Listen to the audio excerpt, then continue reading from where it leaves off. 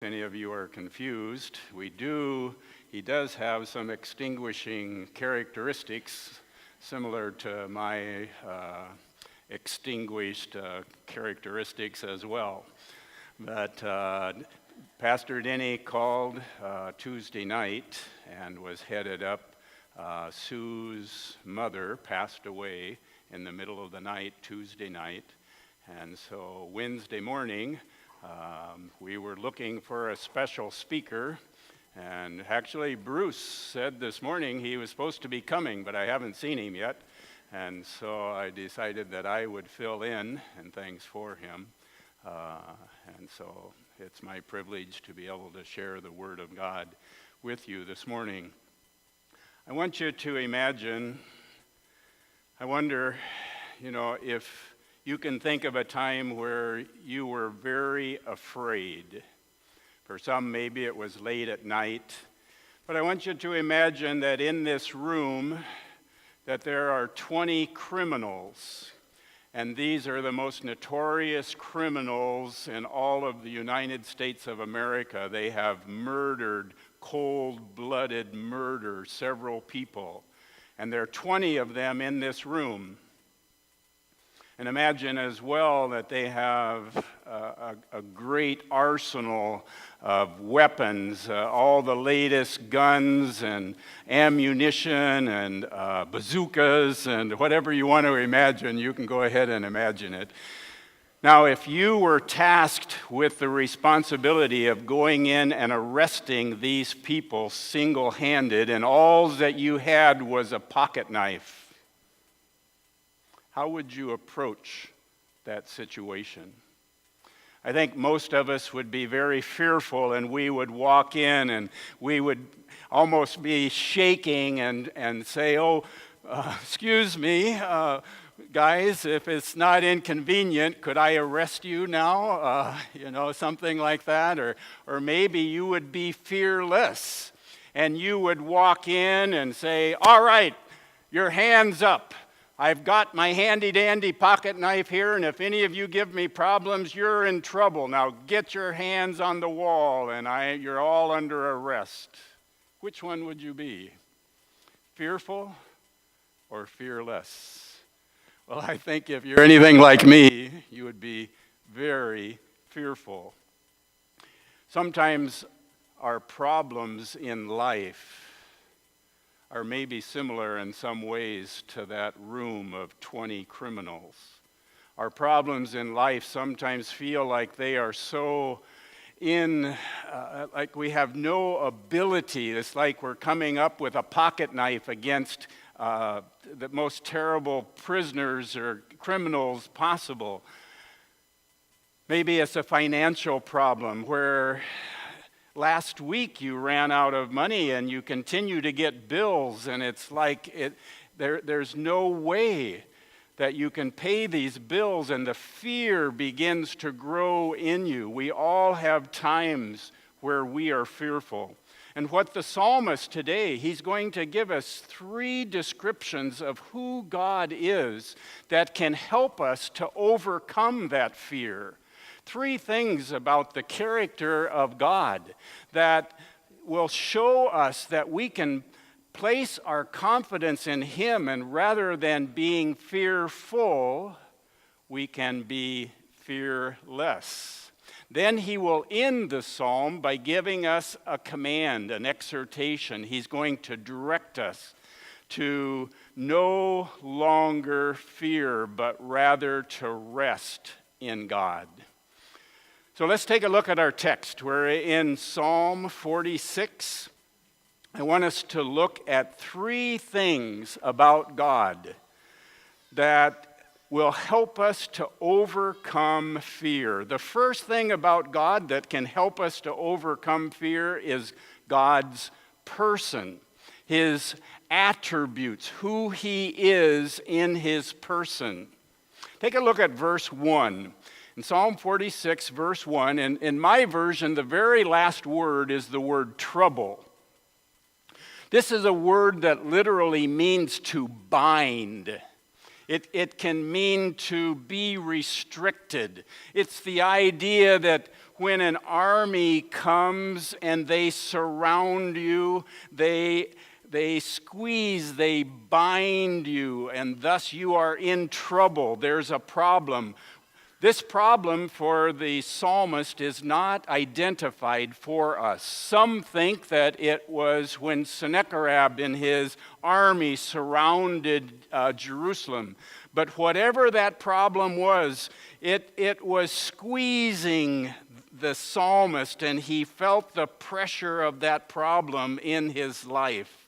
And he felt that it was coming more strong and stronger as it went on.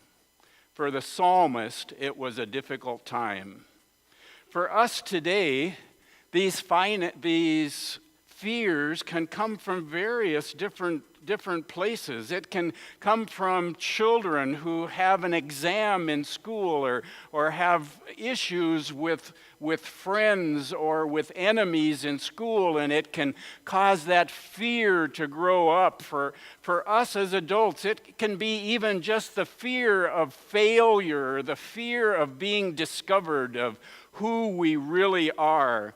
Our problems can come from various and many different situations. And what the psalmist does, he's going to tell us in verse 1, 3 things about the person of God that can help us not to fear in the midst of those problems. Let's look at these 3 different things. The first one, he tells us, is that God is our refuge. He is our refuge and strength, a very present help in trouble. A refuge is a place of safety. It's sometimes translated as hope. He is our place of hope. In Isaiah chapter 4 and verse 6, it says, "It will be a shelter and shade from the heat of the day, and here's our word, a refuge and hiding place from the storm and rain." So here the word is being used to speak of a place of protection. God is our place of protection.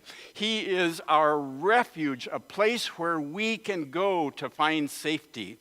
You know, this Isaiah chapter 4, talking about being saved from rain, he's the place where we can find refuge. It reminds me when I was about 6 or 7 years old, I was at the swimming pool and it began to rain, and so I took off on my bike to get home, and the rain changed to hail, and I was in my swimming suit, and I didn't have sense enough to know that I should get under a tree or some kind of shelter. I just knew I had to get home to find safety, and I was crying as I was riding my bike and going down the road, and a neighbor was sitting in his car under a tree and saw me and came out and got me off of my bike and put me in a place of refuge. I don't remember if it was a lady, I think it was the lady, I don't remember, but I remember going into that car and finding a place of refuge, even in the time of a storm. And that is who our God is. God is that place of refuge that when we are in the midst of a storm, that we can go and find refuge. It's a place where we can escape from that problem. God is that place. He is our refuge. The second thing that it tells us, it's not going here. If you can go to the second description of who God is, it says, He is our refuge and strength. It's a word that means hardened. It's a word that speaks of being stout, of being strengthened. And we all know that God is omnipotent, that God has all power, that He can do all things. But putting it in a different sense, you can say that there is no problem that is too difficult for God to overcome, to assist with. And when the psalmist here is saying that God is he's not talking here about the omnipotence of God. He is saying here that God's omnipotence is the strength that we have, that His omnipotence is our strength. His strength is made available to us. It means that the psalmist recognized that in himself he was not able to overcome these issues, these problems, whatever that trouble was. But he recognized that the very power and the omnipotence of God was made available to him. And so he claimed that strength of God for his own. He is my strength. It reminds me of Paul in 2 Corinthians chapter 12 and verse 9, where he had the thorn in the flesh that he prayed 3 times that God would take it away, and he did not. And then Paul said, "Therefore I will boast all the more gladly about my weaknesses." Why? So that Christ's power, the very strength of God, the very omnipotence of God may rest on me. God's strength is made available to us. Your problems, God's strength is available to help you to overcome those problems. We see this in Paul as well in Philippians chapter 4, where Paul declared, "I can do all things." That's pretty boastful. I can do all things, but where does his strength come from? I can do all things through Christ, which strengthens me. When you are in the midst of a problem, call upon your Father, your omnipotent, all-powerful God. His strength will become your strength. He has made it available to you. We need to call upon him. The third characteristic about God, his person, that can help us to overcome problems is that he is very present. He is present to help. Notice what it says. God is our refuge and strength, a very present help in trouble. In the midst of our problems, God is our help. He is our helper. It's amazing to me that the one who created the universe says that he is there to help us. He is our helper. But notice it doesn't describe him as just a helper. You know, if I had a rock that was too big for me to move, but if I had someone who was really strong and could come and help me, it's no problem to move that rock. Come here. We could move it easily together. God is our help. But notice how he describes it here. He is a present help. God is present with us. It means that he is available. He is not so far removed from us that he cannot help us. He is not so distant. He is not so great as to not being willing to help even me. He is a present help. Have you ever had a friend that said, "Well, if you need me, just call me up," and you came to that time where you needed him and there was no answer?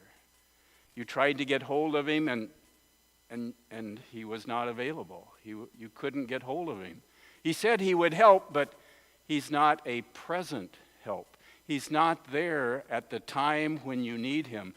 What the psalmist is saying is that God is our present help.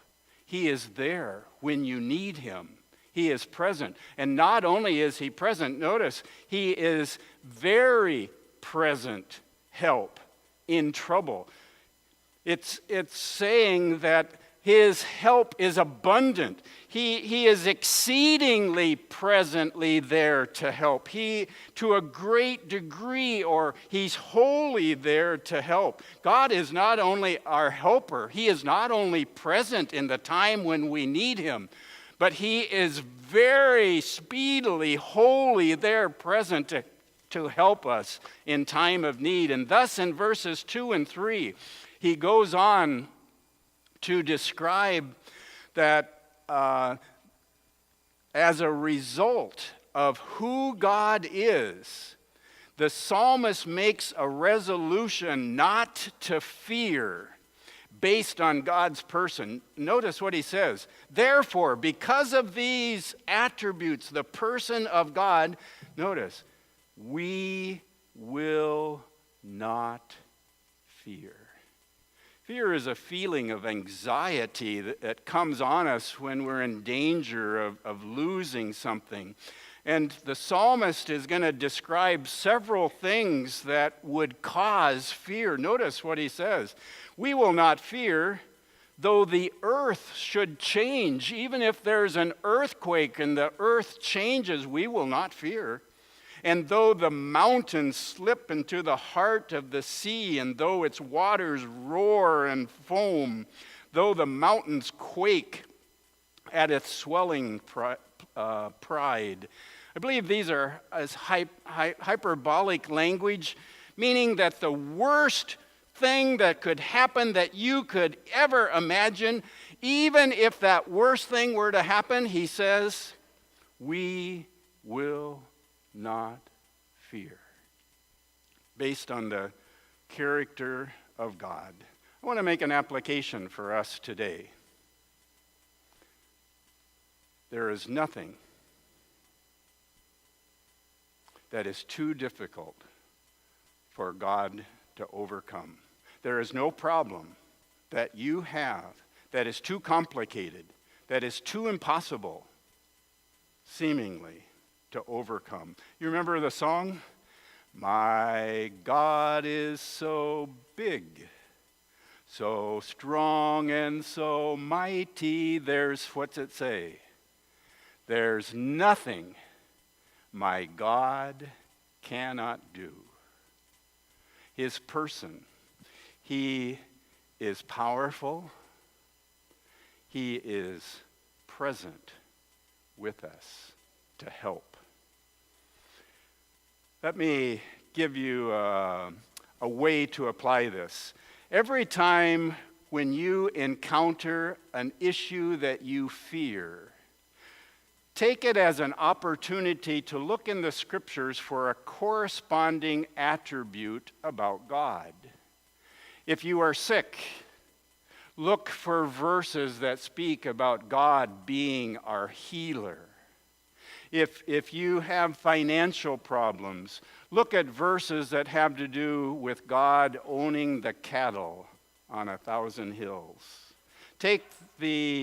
Rather than meditating on the greatness of your problem, rather meditate on the greatness of the personhood of your God.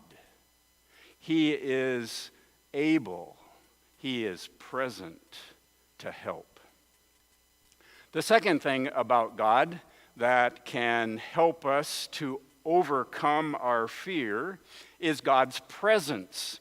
He is with us. He is present. Look at verse 4. In verse 4, he's talking here about the city of God, and he calls it a holy dwelling place of the Most High. I believe it's likely a reference to Jerusalem. Verse 5 goes on to speak of God being present there in that city. And notice what he says in verse 5. Because of God being in the midst of her, she will not be moved. You see, because God is in the midst of that city, God is there to help. And notice he doesn't say it might not be moved, or it's usually not going to be moved, but rather because of God's presence in that city, it will not be moved. Verse 6 goes on to speak of God being powerful. If God simply speaks, his voice is even able to cause the earth itself to melt. Is saying that God's presence, simply his voice, is able to move the greatest of cities to protect the greatest of situations. But the best part of this section is in verse 7. Not only will God's presence in Jerusalem protect it, not only is God's presence able to overcome the strongest of nations, but look at verse 7. The Lord of hosts, he's not going to say it's in the city. Where is the Lord of hosts? He is with us. The Lord of hosts is with us. When he says Lord of hosts, the host there is speaking of a great army. It's speaking of the armies of heaven, the angels of heaven, that Yahweh, our God, has a vast army that is there with him. And that army, that God who is over that army, is with me. God is with us. He goes on to describe God as a stronghold, as a fortress in the last part of verse 7. The God of Jacob is our stronghold. It's sometimes translated refuge, but it's a different word than the word that we looked at before. This word literally speaks of being a cliff. He is saying that God is our cliff. He is our high place. You see, if you're in an army and you fight with bow and arrow and with swords in that army, where's the best position to be? In a high place. You see, in a time of war, the best place to be is on a cliff where you can be over the enemy, protected from there, and have that advantage. When castles were built, they were often built on a hill or some place that was high, and when an army would come to attack, everyone would flee to that stronghold, to that high place where they could find protection. And God is that high place. He is our stronghold.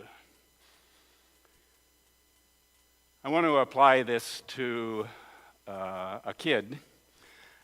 I want you to imagine that you're a young boy or a young gal and you're in school and somebody has been bullying you.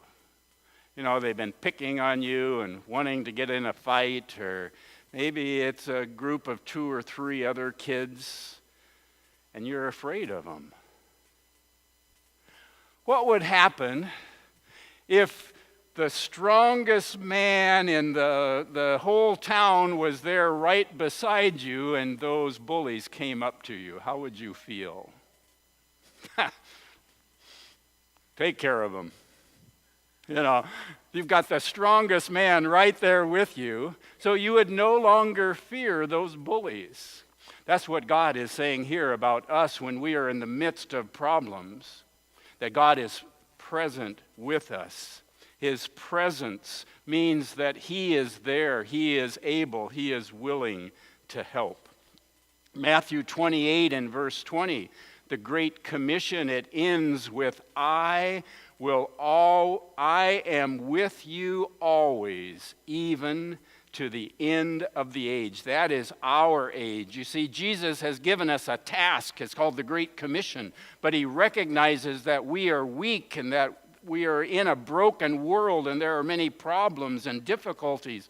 And He is saying that I am with you.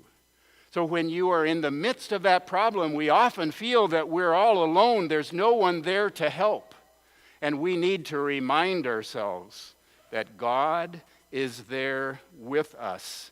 And His presence is there to help. Therefore, I will not fear. The next time you are feeling overcome by a problem, meditate on God's presence with you. Consider who He is, His power.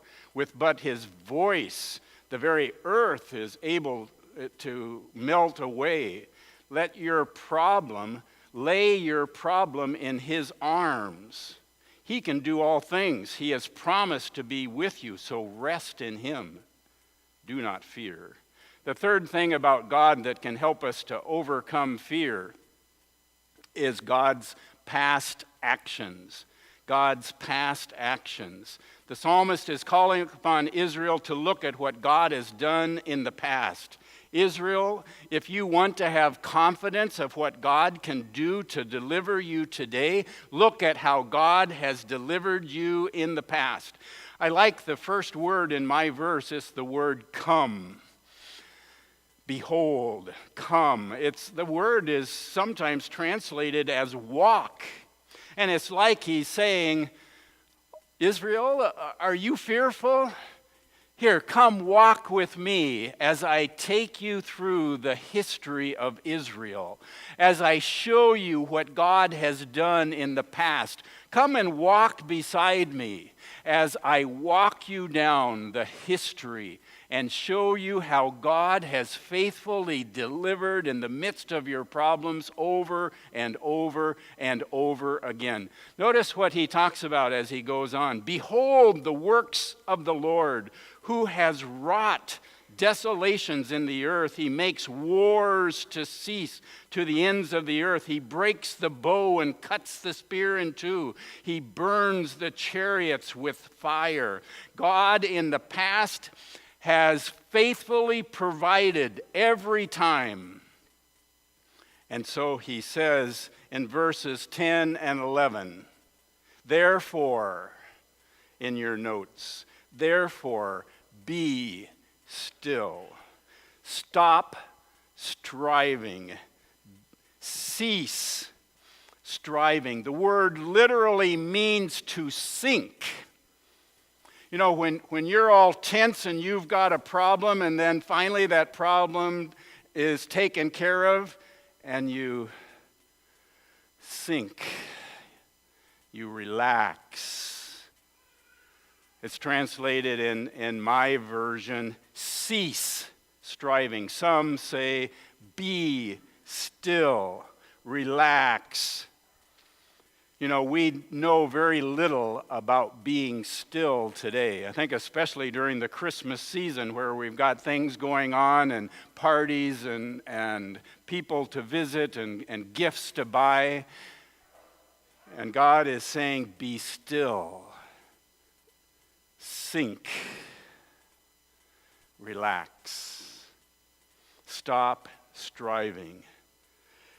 Based upon God's person, his attributes, based upon the fact of his promise to be present with us, based on his past actions. Therefore, our proper response is to be still. Before I conclude, I want to give you a challenge about this past actions. Now, I know for me, God has delivered me in miraculous ways in my life over the years. But you know, sometimes I forget. Let me encourage you. Let me give you something that if you have time to do. Take some time to write down in your past how God has delivered you in your past.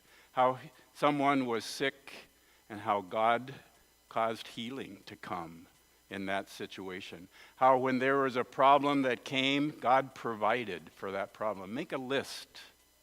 And the next time that you are fearful about the future, take out that list and look at that list of how God was faithful in the past and use it as a way of being confident that God will faithfully provide for you in the future as well. Let me draw to a conclusion. I want to talk about those who especially struggle with fear. I met a lady one time that said that even as a child, that she has feared all of her life. She even called herself Little Miss Fearful. She feared failure. She feared not being accepted. She feared the various things that might happen in life and problems that came. She feared what others thought of her. Some of us struggle with fear. And what I want to do is to give you 2 suggestions of what you can do the next time that you find yourself facing a difficult situation and you find fear swelling up. Let me encourage you to do 2 things. First, allocate a time where you can think about your fear and be fearful and shake and review what's going on. And so say tomorrow night from 7 until 9, I'm going to spend time looking at this situation, evaluating it. And so tomorrow night from 7 to 9, I'm going to do that. You see, sometimes when we have fear swelling up in us, that's all that we can think about. We can only think about that problem. It comes constantly into our minds. I'm not going to think about it, and you continue to think about not thinking about it, and you can't get rid of it. So let me encourage you. Set a time where you can think about it. And the rest of the time, say, no, I'm going to think about it. I'm going to worry about it. I'm going to evaluate it tomorrow night from 7 until 9. You see, problems are there. We need to spend time evaluating those problems and looking to God. God, what do you want me to do? But not constantly throughout the day. Those fears should be set aside. So number 1, allocate a time to think through the problem. Number 2, when you are tempted to think about the problem, except for tomorrow night from 7 until 9, think about the 3 things that the psalmist gave us that can help us to overcome our fear. Think about time of who God is in his person. Think about his attributes, his power, his love, his presence with you, that he is ever present. He is very ever present with you. Think about who he is and what he has done in the past. Rather than spending your time worrying and thinking about the problem, spend time thinking about your God. And then write down those things that you're discovering about God in those times. Find verses that speak about those topics. Ponder upon them. Use the tendency to fear as a motivation to grow in your knowledge and trust of God. Your problems may seem big, and as big as having to arrest 20 criminals with only a pocket knife. But it's not true. God is with us. Place your problems in his hands, and then be still, knowing that he is God. Let's pray.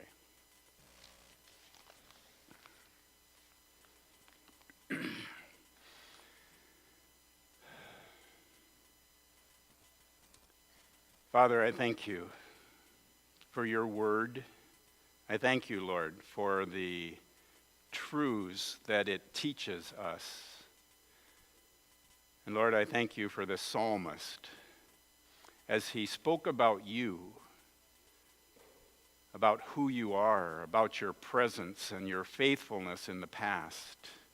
Lord, I pray for those of us who have times of fear, that you might use your word to bring comfort, to bring direction, to know how to proceed, to have a proper balance between evaluating and thinking and pondering as opposed to trusting and resting.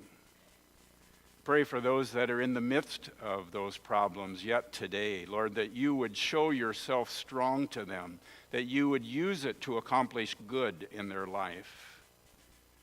And Lord, our greatest problem is our sin problem. Thank you that you sent your Son to take care of that problem, to die for us, to pay the penalty for our sin. Thank you that we can sink into your arms, knowing that the debt, the weight of our sin has been taken care of, that by faith you forgive us as we trust in what you did on that cross so many years ago. Thank you for this season, for the coming of your Son, Emmanuel, God with us.